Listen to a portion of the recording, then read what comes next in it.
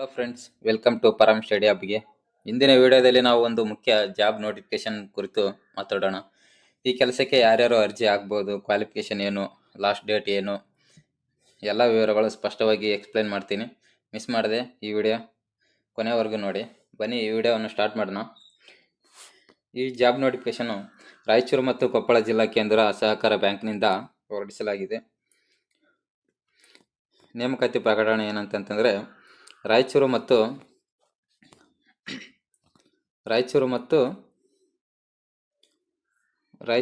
ಕೊಪ್ಪಳ ಜಿಲ್ಲಾ ಕೇಂದ್ರ ಸಹಕಾರ ಬ್ಯಾಂಕ್ ನಿಯಮಿತ ರಾಯಚೂರು ಇದರಲ್ಲಿ ಖಾಲಿ ಇರುವ ಅನುಚ್ಛೇದ 371J ಅಡಿಯಲ್ಲಿ ಕಲ್ಯಾಣ ಕರ್ನಾಟಕ ವೃಂದದಲ್ಲಿ ಕೆಳಕಂಡಂಥ ಗ್ರೂಪ್ ಎ ಮತ್ತು group A, group B, group C ಹುದ್ದೆಗಳಿಗೆ ನೇರ ನೇಮಕಾತಿ ಮಾನ್ಯ ಸಹಕಾರ ಸಂಘಗಳ ನಿರ್ಬಂಧಕರು ಬೆಂಗಳೂರು ಇವರ ಆದೇಶದ ಅಡಿಯಲ್ಲಿ RCS, CRD, CBA, CAB 5/28/2025 ದಿನಾಂಕ 19/7/25 ರೀತ್ಯ ಅನುಮತಿ ನೀಡಿದ್ದು ಅರ್ಹ ಅಭ್ಯರ್ಥಿಗಳಿಂದ ಆನ್ಲೈನ್ ಮೂಲಕ ಅರ್ಜಿಗಳನ್ನು ಆಹ್ವಾನಿಸಲಾಗಿದೆ. ಅರ್ಜಿಗಳನ್ನು ಬ್ಯಾಂಕಿನ ಲಿಂಕ್ ಅಂತಂದರೆ ಅಫಿಷಿಯಲ್ ವೆಬ್ಸೈಟ್ ಲಿಂಕ್ ಇದು, ಬ್ಯಾಂಕಿನ ಲಿಂಕ್ ಇದು, ಇದರ ಮುಖಾಂತರ ಅರ್ಜಿ ಸಲ್ಲಿಸತಕ್ಕಂತ ಹೇಳಿದ್ದಾರೆ. ಇನ್ನು ಅನುಚ್ಛೇದ 371J ಅಡಿಯಲ್ಲಿ ಕಲ್ಯಾಣ ಕರ್ನಾಟಕದ ಹೆಚ್ಚಿಗೆ ಇರುವಂಥದ್ದು ಇದಕ್ಕೆ. ಇನ್ನು ಇದು ಹುದ್ದೆ ಯಾವ್ದು ಇದೆ ಅಂತ ನೋಡೋದಾದ್ರೆ ಶಾಖಾ ವ್ಯವಸ್ಥಾಪಕರು ಇದೆ ಹುದ್ದೆ. ಶಾಖಾ ವ್ಯವಸ್ಥಾಪಕರು ಇದು ಗ್ರೇಡ್, ಹುದ್ದೆಗಳ ಸಂಖ್ಯೆ 11 ಆಗಿರುತ್ತೆ. ಇದಕ್ಕೆ ಸ್ಯಾಲ್ರಿ ಬಂದು 61,300ರಿಂದ ಹಿಡಿದು 1,12,900 ತನಕ ಇದೆ. ಇನ್ನು ಸಹಾಯಕ ಗ್ರೇಡ್ ಹುದ್ದೆಗೆ 34 ಹುದ್ದೆಗಳು ಇರುತ್ತೆ. ಇದು ಸ್ಯಾಲ್ರಿ ವೇತನ ನೋಡೋದಾದ್ರೆ 44,425ರಿಂದ 83,700ವರೆಗೆ ಇರುತ್ತೆ. ಇನ್ನು ಅಟೆಂಡರ್ದು ನೋಡೋದಾದ್ರೆ ಇದು 8 ಹುದ್ದೆಗಳಾಗಿರುತ್ತೆ. ಇದರ ವೇತನ ನೋಡೋದಾದ್ರೆ 37,500ದಿಂದ ಹಿಡಿದು 76,100ರವರೆಗೆ ಐತೆ. ಇನ್ನು ಅರ್ಜಿ ಆಯ್ಕೆ ಪ್ರಕ್ರಿಯೆ ನಿಗದಿಪಡಿಸಿರೋ ದಿನಾಂಕ ನೋಡೋದಾದ್ರೆ ಇಲ್ಲಿ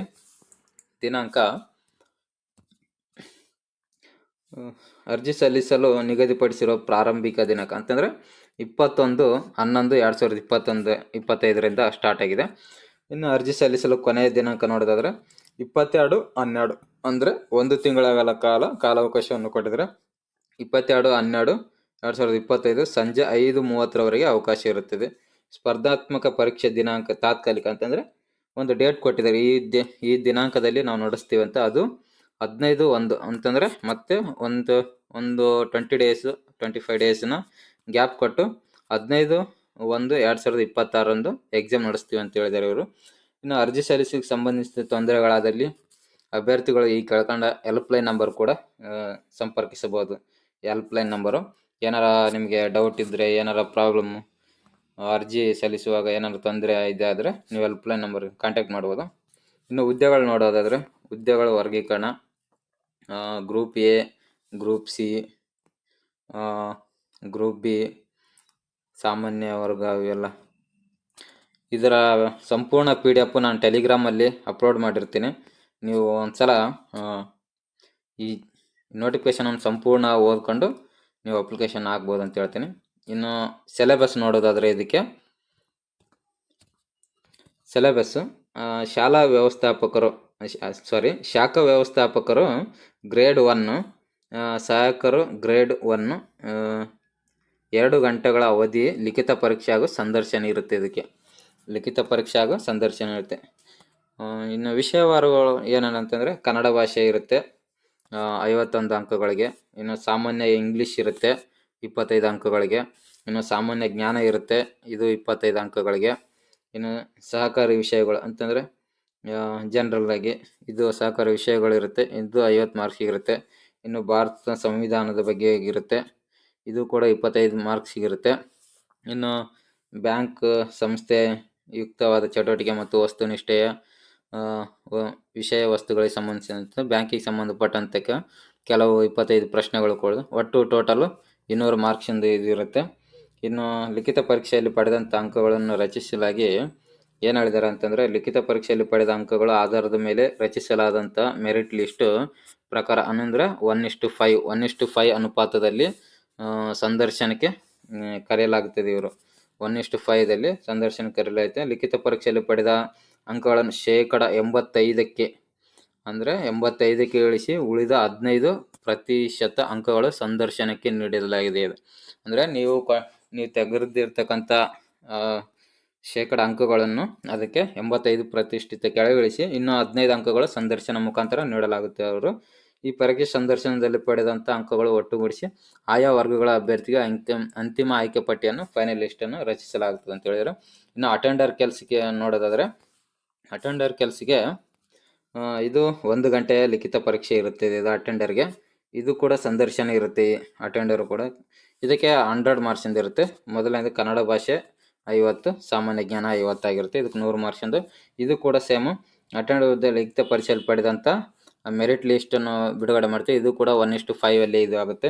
ಇದು ಕೂಡ ಶೇಕಡ ಪಡೆದಂಥ ನೀವು ಅಂಕಗಳಲ್ಲಿ 85% ಇಳಿಸಿ 15% ಅಂಕಗಳನ್ನು ಸಂದರ್ಶನಕ್ಕೆ ನೀಡಲಾಗುತ್ತದೆ ಅಂತ ಹೇಳಿದರೆ, ಇದು ಕೂಡ ಅಂತಿಮ ಪಟ್ಟಿಯನ್ನು ರಚಿಸ್ತಾರೆ, ಫೈನಲ್ ಲಿಸ್ಟನ್ನು ಬಿಡ್ತಾರೆ. ಇನ್ನು ಅರ್ಜಿ ಶುಲ್ಕ ಪಾವತಿಸುವ ವಿಧಾನ ನೋಡೋದಾದರೆ, ಇದಕ್ಕೆ ಅರ್ಜಿ ಶುಲ್ಕ ಪಾವತಿ payment using net banking, credit card or debit card ಮತ್ತು UPI ಮುಖಾಂತರ ಅರ್ಜಿ ಸಲ್ಲಿಸುವ GST ಹಾಗೂ ಇತರೆ ಶುಲ್ಕವನ್ನು ಪಾವತಿಸತಕ್ಕದಂತ ಹೇಳಿದರೆ, ಶುಲ್ಕ ಪಾವತಿಸಲು ನಿಗದಿಸಿದ ಕೊನೆಯ ದಿನಾಂಕ ರಾತ್ರಿ 11:59 ಇರುತ್ತೆ. ಲಾಸ್ಟ್ ಅರ್ಜಿ ಸಲ್ಲಿಸುವ ಕೊನೆಯ ದಿನಾಂಕದಿಂದ ಪಾವತಿಸತಕ್ಕದ್ದು. ಇದನ್ನು ಹೊರತುಪಡಿಸಿ cheque, DD, money order, post ಆರ್ಡರ್ಗಳನ್ನು ಸ್ವೀಕರಿಸುವುದಿಲ್ಲ ಅಂತ ಹೇಳಿದರೆ, ಆನ್ಲೈನಲ್ಲೇ ನೀವು ಪೇ ಮಾಡಬೇಕಾಗಿರುತ್ತೆ. ಯಾವುದೇ ರೀತಿ ಆರ್ಡರ್, ಪೋಸ್ಟ್ಗಳನ್ನು ಯಾವುದೇ ರೀತಿಯಿಂದ ಅವರು ಸ್ವೀಕರಿಸಲ್ಲ ಅಂತ ಹೇಳಿದರೆ, ಅಭ್ಯರ್ಥಿಗಳ ಅರ್ಜಿ ಶುಲ್ಕವನ್ನು ಅನ್ವಯಿಸುವ GST ಮತ್ತು ಇತರೆ ವೆಚ್ಚಗಳನ್ನು ನಿಗದಿಪಡಿಸಿದ ದಿನಾಂಕದ ಒಳಗೆ ಸಲ್ಲಿಸತಕ್ಕದ್ದು. ಒಂದಕ್ಕಿಂತ ಹೆಚ್ಚಿನ ಹುದ್ದೆಗಳಿಗೆ ಅರ್ಜಿ ಸಲ್ಲಿಸುವವರು ಪ್ರತಿ ಹುದ್ದೆಗೆ ಪ್ರತ್ಯೇಕ ಅರ್ಜಿಯ ಜೊತೆಗೆ ಪ್ರತ್ಯೇಕ ಅರ್ಜಿ ಶುಲ್ಕವನ್ನು ಪಾವತಿಸತಕ್ಕದ್ದು ಅಂತ ಹೇಳಿದರು. ಅಂದರೆ ನೀವು ಯಾವುದು ಒಂದು ಹುದ್ದೆಗೆ ಅರ್ಜಿ ಸಲ್ಲಿಸೋದಂದರೆ ಪ್ರತ್ಯೇಕವಾಗಿ ನೀವು ಶುಲ್ಕವನ್ನು ಕಟ್ಟಬೇಕಾಗುತ್ತೆ. ಒಂದಲ್ಲ 2 ಕಟ್ಟಬೇಕಾಗುತ್ತೆ ನೀವು. ಇನ್ನು ಇದಕ್ಕೆ ಏನಂದರೆ ಅರ್ಜಿ ಶುಲ್ಕ ನೋಡೋದಾದರೆ, ಅರ್ಜಿ ಶುಲ್ಕ ಪರಿಶಿಷ್ಟ ಜಾತಿ, ಪರಿಶಿಷ್ಟ ಪಂಗಡ, ಪ್ರವರ್ಗ 1, ಮಾಜಿ ಸೈನಿಕರಿಗೆ ಮತ್ತು ಅಂಗವಿಕಲರಿಗೆ, ಶಾಖಾ ವ್ಯವಸ್ಥಾಪಕರಿಗೆ ಗ್ರೇಡ್ 1ರಲ್ಲಿ 800 ರೂಪಾಯಿ ಇದೆ. ಅರ್ಜಿ ಶುಲ್ಕ 800 ರೂಪಾಯಿ ಇದೆ. ಮತ್ತು ಸಹಾಯಕ ಗ್ರೇಡ್ಗೆ 800 ರೂಪಾಯಿ ಇದೆ. ಅಟೆಂಡರ್ ಕೆಲಸಕ್ಕೆ 500 ರೂಪಾಯಿ ಇರುತ್ತೆ ಇದಕ್ಕೆ. ಇನ್ನು ಇತರರಿಗೆ 1600 ರೂಪಾಯಿ ಇದೆ ಶಾಖಾ ವ್ಯವಸ್ಥಾಪಕರಿಗೆ. ಇನ್ನು ಸಹಾಯಕ ಗ್ರೇಡ್ 1ಗೆ ಇದಕ್ಕೂ ಕೂಡ 1600 ರೂಪಾಯಿ ಇದೆ. ಇನ್ನು ಅಟೆಂಡರ್ಗೆ 1000 ರೂಪಾಯಿ ಇದೆ. ಇನ್ನು ವಯೋಮಿತಿ ನೇಮಕಾತಿ ನಿಗದಿಪಡಿಸಿದಂಥ ಕೊನೆಯ ದಿನಾಂಕದ ಅಭ್ಯರ್ಥಿಗಳು ಕನಿಷ್ಠ ವಯೋಮಿತಿಯನ್ನು ನೋಡೋದು. ಪ್ರವರ್ಗ 1 ಜಾತಿ, ಪ್ರವರ್ಗ ಪಂಗಡ, ಪ್ರವರ್ಗ 1 ಪರಿಶಿಷ್ಟ ಜಾತಿಗೆ ಇವೆಲ್ಲ 18ರಿಂದ 40 ಗಂಟೆ ಇದೆ. ಇನ್ನು ಸಡಿಲಿಕ ನೋಡೋದಾದರೆ 3 ವರ್ಷ ಇರುತ್ತೆ, ಗರಿಷ್ಠ 43.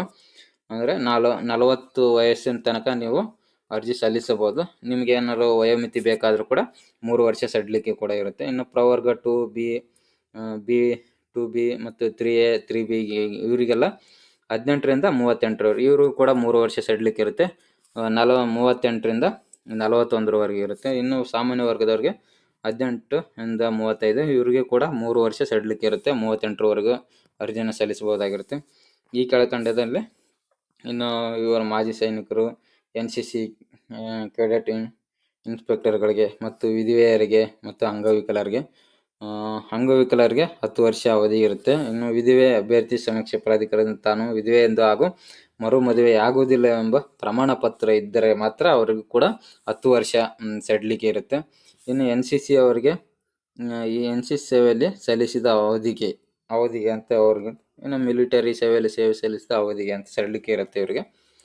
ಇನ್ನೆಷ್ಟು ನೋಡೋದಾದರೆ ವಿದ್ಯಾರ್ಹತೆ ನೋಡೋದಾದರೆ, ಶಾಖಾ ವ್ಯವಸ್ಥಾಪಕರಿಗೆ ವಿದ್ಯಾರ್ಹತೆ ಏನಿದೆ ಅಂತಂದರೆ, ಶಾಖಾ ವ್ಯವಸ್ಥಾಪಕ ಗ್ರೇಡ್ 1, ಬ್ಯಾಂಕ್ ಸಹಾಯಕರು ಗ್ರೇಡ್ 1 ಮತ್ತು ಅಟೆಂಡರ್ಗೆ ನಿಗದಿಪಡಿಸಲಾದ ವಿದ್ಯಾರ್ಹತೆ.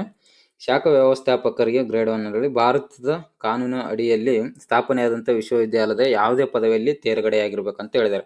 ಯಾವುದೇ ಪದವಿ ಆದರೂ ನಡೆಯುತ್ತೆ. ಇನ್ನು ಕಂಪ್ಯೂಟರ್ ಜ್ಞಾನ ಹೊಂದಿರಬೇಕಂತ ಹೇಳಿದ್ದಾರೆ ಅವರು. ಇನ್ನು ಕನ್ನಡವನ್ನು ಓದುವ ಮತ್ತು ಓದುವ ಸಾಮರ್ಥ್ಯದ ಜೊತೆ ಕನ್ನಡ ಜ್ಞಾನ, ಬರೆಯುವಿಕೆ, ಕನ್ನಡವನ್ನು ಸ್ವಚ್ಛವಾಗಿ ಮಾತನಾಡಬೇಕು ಮತ್ತು ಅರ್ಥ ಮಾಡಿಕೊಳ್ಳಬೇಕು ಅಂತ ಹೇಳಿದ್ದಾರೆ. ಇನ್ನು ಸೇಮ್ ಕೂಡ ಗ್ರೇಡ್ ಸಹಾಯಕ, ಅದಕ್ಕೂ ಕೂಡ ಸೇಮ್ ಕ್ವಾಲಿಫಿಕೇಶನ್ ಅನ್ನು ಹೇಳಿದ್ದಾರೆ. ಭಾರತ ಕಾನೂನು ಅಡಿಯಲ್ಲಿ ಭಾರತ ಯಾವುದಾದ್ರೂ ವಿಶ್ವವಿದ್ಯಾಲಯ ಪದವಿ ಪಡೆದಿರಬೇಕು, ಕಂಪ್ಯೂಟರ್ ಜ್ಞಾನ ಹೊಂದಿರಬೇಕು, ಕನ್ನಡ ಓದಲು ಬರೆಯುವ ಮತ್ತು ಸ್ವಚ್ಛವಾಗಿ ಮಾತನಾಡಲು ಅರ್ಥ ಮಾಡಿಕೊಳ್ಳಲು ಬರಬೇಕು. ಇನ್ನು ಅಟೆಂಡರ್ ಕೆಲಸಕ್ಕೆ ಜಸ್ಟ್ SSLCಯಲ್ಲಿ ಉತ್ತೀರ್ಣರಾಗಿದ್ದು ಕನ್ನಡವನ್ನು ಒಂದು ಭಾಷೆಯಾಗಿ ಓದಿರ್ಬೇಕಂತ ಹೇಳಿದ್ದಾರೆ ಅವರು. ಅಟೆಂಡರ್ ಕೆಲಸಕ್ಕೆ ಜಸ್ಟ್ SSLC ಆದರೂ ನಡೆಯುತ್ತೆ, ಯಾರಾದರೂ ಕೂಡ SSLC ಆದವರು ಹಾಕ್ಬೋದು. ಆದರೆ SSLC ಕನ್ನಡವನ್ನು ಒಂದು ಭಾಷೆಯಾಗಿ ಓದಿರ್ಬೇಕಂತ ಹೇಳಿದ್ದಾರೆ ಅವರು.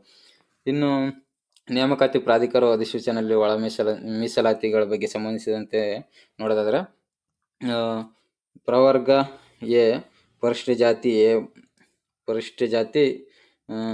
ಎ ಬರುತ್ತೆ. ಪರಿಶಿಷ್ಟ ಜಾತಿ ಪ್ರವರ್ಗ ಬಿ ಯಲ್ಲಿ ಪರಿಶಿಷ್ಟ ಜಾತಿ ಬಿ ಬರುತ್ತೆ. ಇದನ್ನೆಲ್ಲ ಒಂದು ಸಲ ನೋಡ್ಕೊಳ್ಳಿ. ಈ ನೋಟಿಫಿಕೇಶನ್ನು ಫುಲ್ಲು PDF ನಾನು ಟೆಲಿಗ್ರಾಮಲ್ಲಿ ಅಪ್ಲೋಡ್ ಮಾಡ್ತೇನೆ. ಟೆಲಿಗ್ರಾಮ್ ಲಿಂಕು ಈ ಡಿಸ್ಕ್ರಿಪ್ಷನಲ್ಲಿ ಕೊಟ್ಟಿರ್ತೀನಿ, ಒಂದ್ಸಲ ಚೆಕ್ ಮಾಡಿ. ಇನ್ನು ಅಧಿಸೂಚನೆಗಳು, ಹಾಗೆ ಅನರ್ಹತೆಗಳು, ಇನ್ನು ಮೀಸಲಾತಿಗಳು, ಅಂಗವಿಕಲರ ಅನುಚ್ಛೇದ, ಇಷ್ಟೇ. ಇಲ್ಲಿಗೆ ಈ ವಿಡಿಯೋ PDF ಸಂಪೂರ್ಣ ನಾನು ಡಿಸ್ಕ್ರಿಪ್ಷನಲ್ಲಿ ಕೊಟ್ಟಿರ್ತೀನಿ ಲಿಂಕ್ ಟೆಲಿಗ್ರಾಮ್ದು. ನೀವು ಒಂದ್ಸಲ ಹೋಗಿ ವಿಸಿಟ್ ಮಾಡಿ, ಚೆಕ್ ಮಾಡಿ. ಇದು ಇಂದಿನ ಜಾಬ್ ನೋಟಿಫಿಕೇಷನು ನಿಮ್ಮ ಕೆರಿಯರ್ಗೆ ಅಪ್ಡೇಟ್ಗೆ ಯೂಸ್ಫುಲ್ ಆಗಿದೆ ಅಂತ ಅನ್ಕೋತೀನಿ. ನಿಮಗೆ ಇಂಟ್ರೆಸ್ಟ್ ಇದ್ದರೆ ಅಫಿಷಿಯಲ್ ವೆಬ್ಸೈಟ್ಗೆ ಭೇಟಿ ನೀಡಿ ಅಪ್ಲೈ ಮಾಡಿ. ಹಾಗೆ ಪರಂ ಸ್ಟಡಿ ಹಬ್ಗೆ ಸಬ್ಸ್ಕ್ರೈಬ್ ಮಾಡಿ, ನೋಟಿಫಿಕೇಷನ್ ಬೆಲ್ಲನ್ನು ಒತ್ತಿ ಆಲ್ ಸೆಲೆಕ್ಟ್ ಅಂತ ಮಾಡಿ. ಮುಂದಿನ ಅಪ್ಡೇಟ್ಸ್ ಫಸ್ಟ್ ನೀವೇ ಪಡಿತೀರಿ. ಆಲ್ ದ ಬೆಸ್ಟ್ ಅಂತ ಹೇಳ್ತಾ ಈ ವಿಡಿಯೋ ಇಲ್ಲಿಗೆ ನಾನು ಮುಗಿಸ್ತಾ ಇದ್ದೀನಿ. ಧನ್ಯವಾದಗಳು ವಿಡಿಯೋ ನೋಡಿದ್ದಕ್ಕಾಗಿ.